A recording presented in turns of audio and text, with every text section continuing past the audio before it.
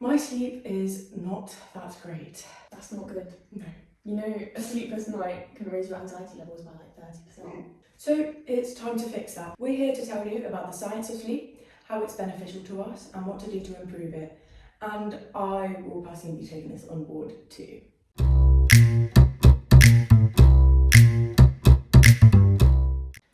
Hello Munchkins, and welcome to the Allows Chat podcast. You're here with Agnesa And Arena. and this is episode 30. Why you sleep so badly and how to actually fix it. So you might be wondering what we're wearing right I was now. wondering that. I was. Okay. I looked at you and I was wondering what you were wearing. Anyways, Eosthenix, their merch drops on Saturday, I should know this, Sunday the 19th of July. If they come in two colours, black and khaki, and I guess is very kindly demonstrating the back. That's actually really Can cool. you move it? Yeah, it says flight mode on, you can't see, and then the black is in white, so it's really cool. They're so comfy. They're really comfortable, the material is very good quality. It's a really nice fit, I really like the fit you of know what it. I like is that, I think, which one did you get? Medium? I got medium because I like when I feel like I've been back. Yeah. I got small, but I actually like it because it's not too long. Yeah, see I prefer when I'm like fully Yeah. in a dress. But check out their Instagram, Eosthenix, we'll link them down below. It comes out on my birthday, so if you want to treat yourself on my birthday, go grab yourself a t-shirt.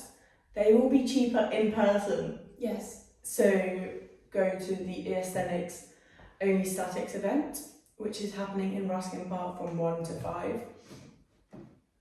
And ask Simone for a drop. We thought we'd do a little check-in for ourselves firstly before we get into things. Little touch base on our sleep. If you guys haven't seen me complain about sleep, you don't know. But I think I've been struggling with sleep for about a year now, and it's genuinely like insomnia at this point. So my sleep's not great, but I guess how's yours? My sleep's fine. Like, I feel like I could be in a better routine to like optimize it, but fortunately I don't struggle with sleep issues like you do. It's very unfortunate. You know what I think? I think it's magnesium that knocks me out. That's fair. And We'll be talking about that later. Medication. Yeah, that's true. I guess then when you do have a bad night's sleep, how do you feel the next day? Yeah, to be honest, if I have a bad night's sleep, like less than 6 hours, I'm non-functioning for the next day. Like, genuinely, I cannot do a thing. I'll just like walk around just like a zombie. It really affects me. Yeah. Cool. You? But I mean, I guess you I rarely get a good night's sleep, but I don't remember the last time I have got a good night's sleep. My days are just operating on chronic fatigue, so I mean I'm fine. Do the voices in my head take over a bit? Yes, but I think my body's adapted to it so much that this is my new operating level, that I just go about my day, I do what I need to do, I train, etc. on like 3-4 hours of sleep average.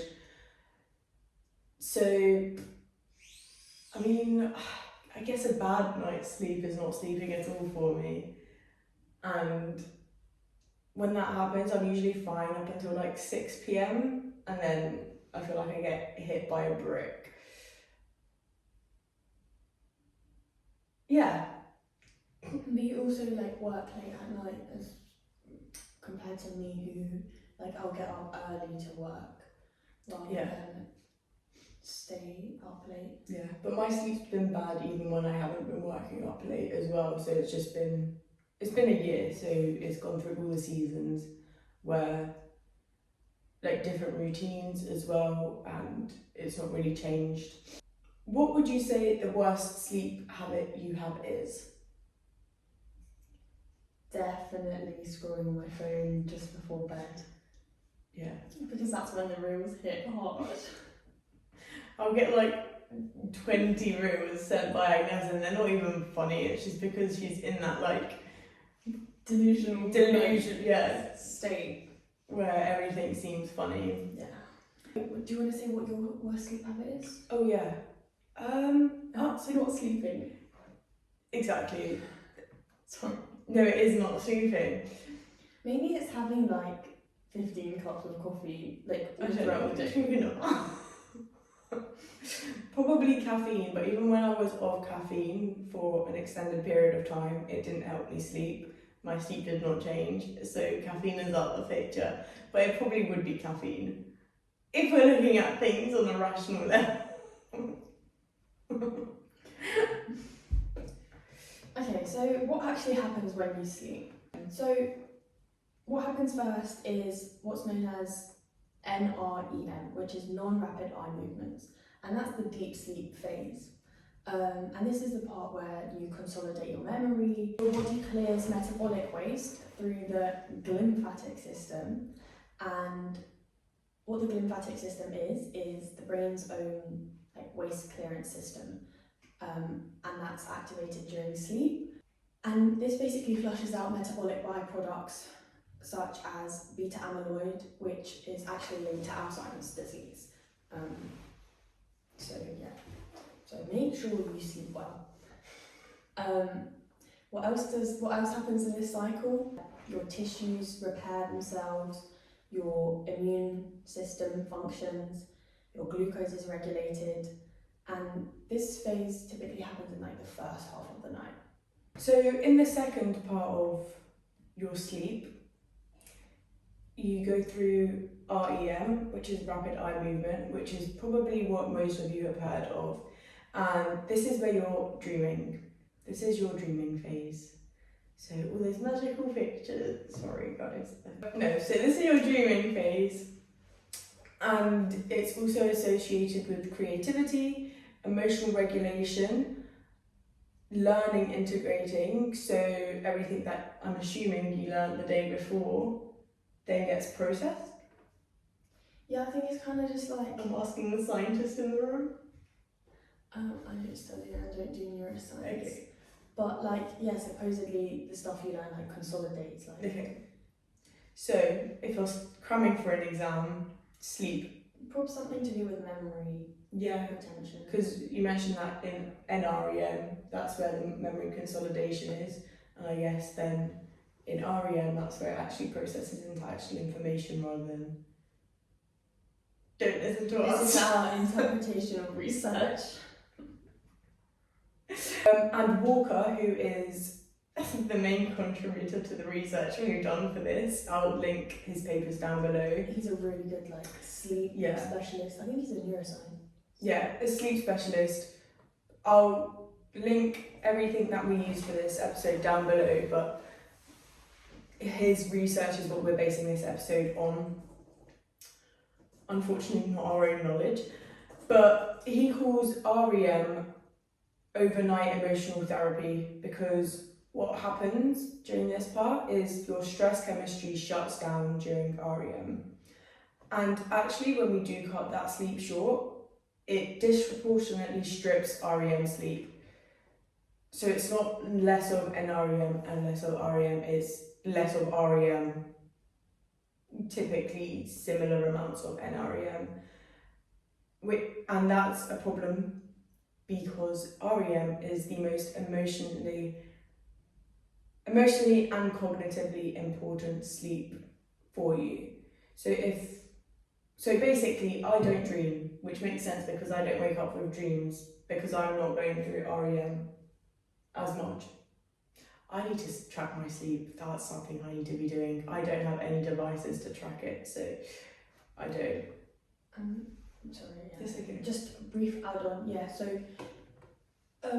Dr. Matthew Walker is a sleep specialist. He's a neuroscientist, and he is best known for his book Why We Sleep. And so, if you're interested, which you should read it, dead serious. No. If you're interested in like sleep, basically. how sleep impacts human health and like longevity and disease, because it does play a factor. As we mentioned, Alzheimer's. Read it. Why We Sleep by Matthew Walker, that is. Yeah. He's just like a podcast. I'm sure he does, everyone has a podcast nowadays. Do you know, we got a comment saying not everyone needs a podcast. And do you know what, they're right, but here we are, not listening to the haters. Speaking of podcasts, I actually also listened to a really interesting podcast about dreaming, which is why I'm not sure, because when everyone dreams basically. Mel Robbins' podcast got on a neuroscientist, and they were talking about dreaming, how... One of her recent ones? I think so, yeah. How, like, what happens when we sleep, the fact that actually everyone does dream, just some people remember their dreams more. Oh.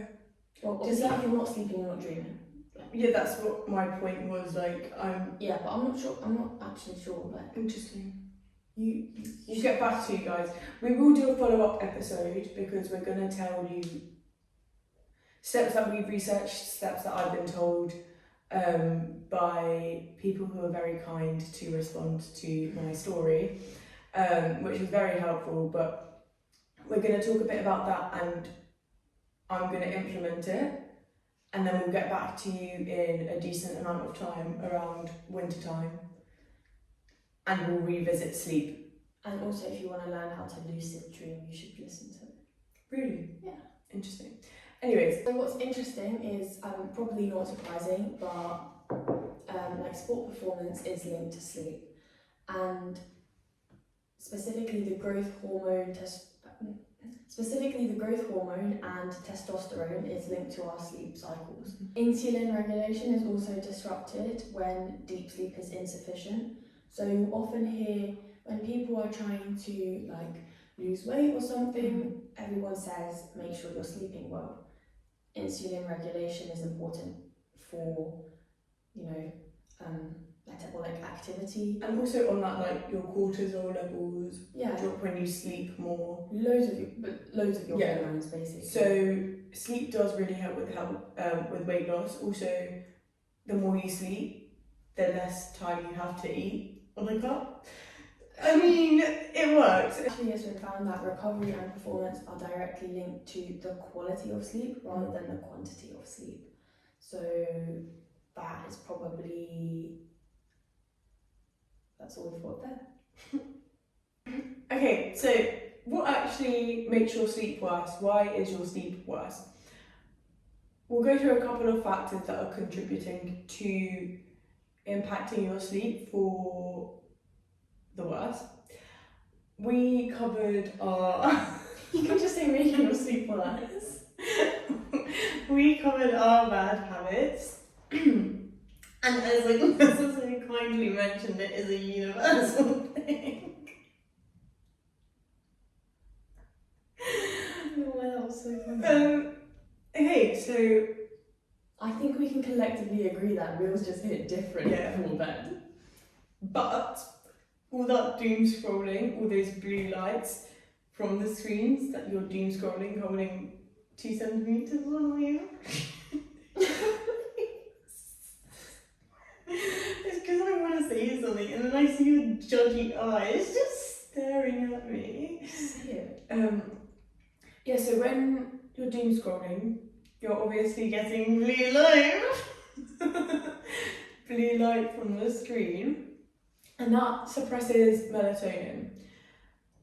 And it can also delay melatonin onset by up to 2 to 3 hours, which is why you are wide awake when you're doom scrolling, and then you can't get to sleep for several hours. Speak for yourself. Do you want to do the next one? Yeah. Oh, that's kind of funny how it works out. Yeah. And the issue with caffeine is that caffeine blocks the adenosine receptors, and that kind of like masks the pressure of sleep without removing it. It just masks. And caffeine has a half-life of about 5 to 6 hours. So if you're having a coffee at 3 p.m, which Arena does on the daily, it's still going to have its effect at 9 p.m. Yeah. Alcohol, for any of you that do drink or do enjoy a glass of wine, is a sedative. But what it does is it actually fragments sleep and suppresses REM. So you're not actually getting a good night's sleep, even though you might feel sleepy or lethargic, etc. Okay, thanks for that, Arena. Social jet lag is basically inconsistent sleep and wake times across the week, which disrupt your circadian alignment. Circadian. What is it? Circadian. What did I say? Circadian. Social jet. No, that's funnier than that. Basically, inconsistent sleep and wake times disrupt. Inconsistent sleep and wake times across the week, which disrupt your circadian alignment. Did I say that right?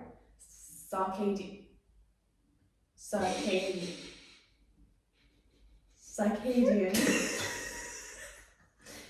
alignment. Even if the total amount of sleep is adequate, it disrupts your circadian alignment. What was it? Did we get that? One of those. And also, as we mentioned, cortisol and stress. Chronic stress keeps your cortisol elevated into the evening, which actually just makes it physiologically harder for you to sleep. So it's like when you're overthinking, when you're stressed about the day, when your mind's running at 200 miles an hour, you obviously can't sleep. I think you should insert the cortisol level low. Yes. I shall. Okay, so we've got 10 steps here on how to improve your sleep. Let's go. Number 1. Okay. Consistent sleep and wake up times, including the weekends. So get your circadian rhythm aligned and try to go to bed and wake up at the same times. Yeah. Especially if you're trying to get back into it and trying to improve your sleep. Yeah, I think this is tricky when you're getting into a new routine as well, when times are a bit different. Number 2 is keeping your room cold, and if you're in the UK, you would have experienced the extensive heat waves, which is why a lot of our sleeps might have decreased in quality, because your core body temperature actually needs to drop by 1 or 2 degrees. So if you have a fan in your room, if you have air conditioning, unfortunately we do not, so we're trapped in this humid box we call a room. It needs to be around 18 to 20 degrees Celsius. The next tip is to reduce blue light. I wonder who that's for. Yeah, but if you put blue light glasses on, you reverse the effects. I don't think the Amazon £2 one's really quite work. No, but using dimmer screens, using night mode on your phone, switching to lamps rather than glaring lighting, trying to just reduce your overall screen time before bed. Yeah. It is difficult when you do work a job with a laptop and you have to work late into the night, but if you do have the opportunity to finish a couple hours before you go to sleep, then do. I know not everyone has that luxury. If that is a possibility for you, then do. especially with phones. Phones is something that you can control. Cut your caffeine by early afternoon. This is something that is going to be the trickiest for me to implement. But as you mentioned, caffeine has a half-life of 5 to 6 hours. So if you do have a bedtime of 9 p.m. or 10 p.m, which fortunately I don't, stop drinking like noonish. Number 5 is try to reduce your alcohol intake within 3 hours of bed. Number 6 is using your bed only for sleep. So don't lay in it, don't work in bed. I don't know where that's come from. I think it's revolting.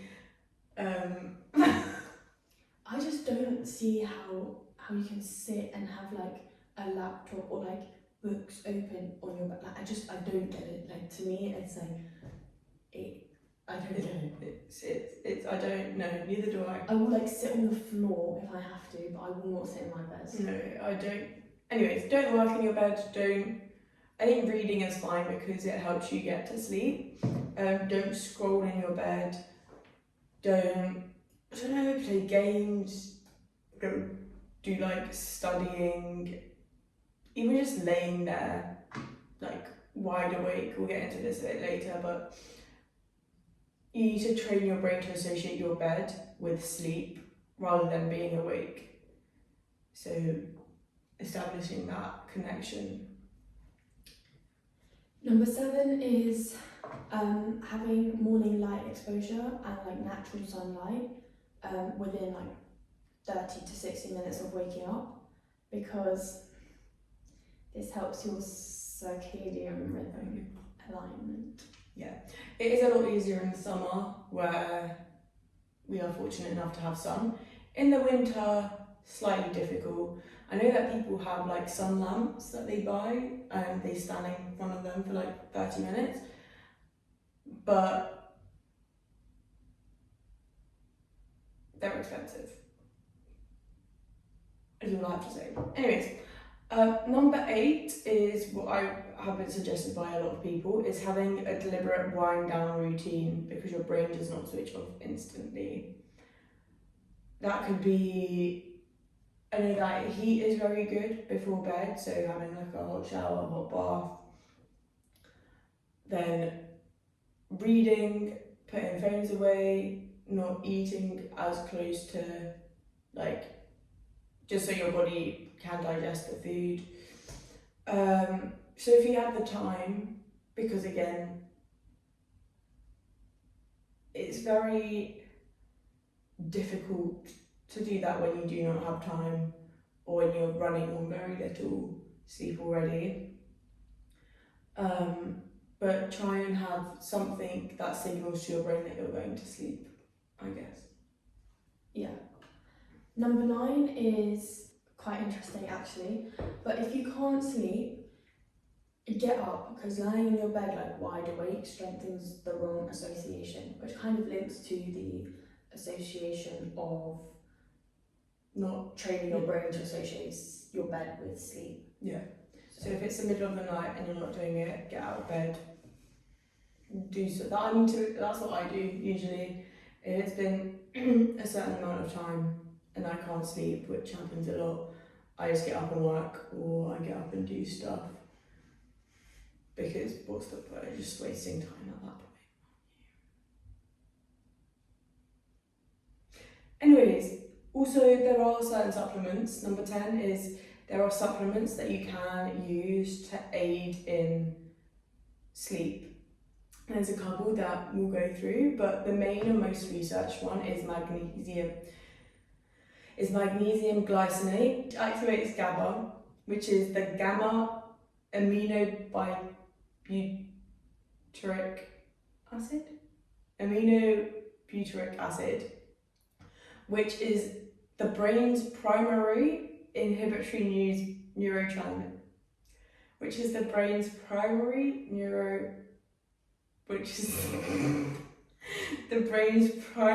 inhibitory neurotransmitter, which essentially is the chemical that slows down and calms your neural activity, which helps with that winding down and relaxation. It also supports melatonin production and it decreases your evening cortisol levels. Yeah, I take it, it's really good. Same, it's not helped you. The next is ashwagandha, to make you zen, and that basically reduces your cortisol and your physiological stress markers. And this is most effective when your sleep is related to like stress, drivers of stress. Yeah.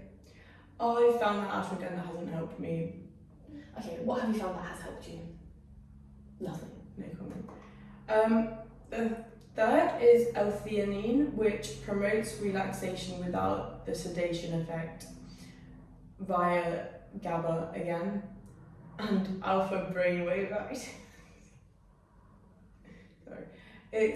Eosthenix is good for mental wind down difficulty. So if you are having like difficulty, I'm assuming overthinking and just having a lot going on, thinking a lot. So take not my issue. Circadian rhythm. I don't know. I've said it now. The next is melatonin. It's fine, I'll find one. I'll just click every time. The next is melatonin, which is best for circadian rhythm disruption. So whether that's like jet lag, working night shifts, rather than general sleep improvement.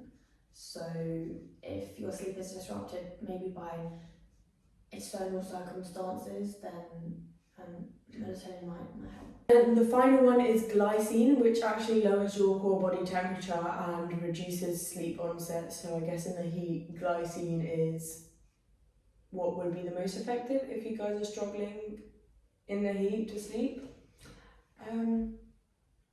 But yeah, I will be taking as much on as I can. There are things on here that are just not doable for me at the moment.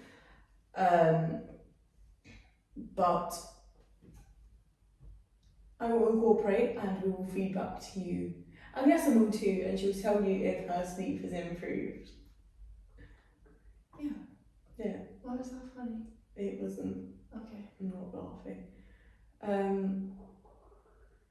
My stomach is rumbling. But we hope that you enjoyed this. We appreciate it was very short. And if you want to see anything more about sleep, let us know for the next episode, which will be in like 3 to 6 months, just so we have enough time to incorporate this and actually understand our results and understand if the information we're giving you is actually correct. Bye, much.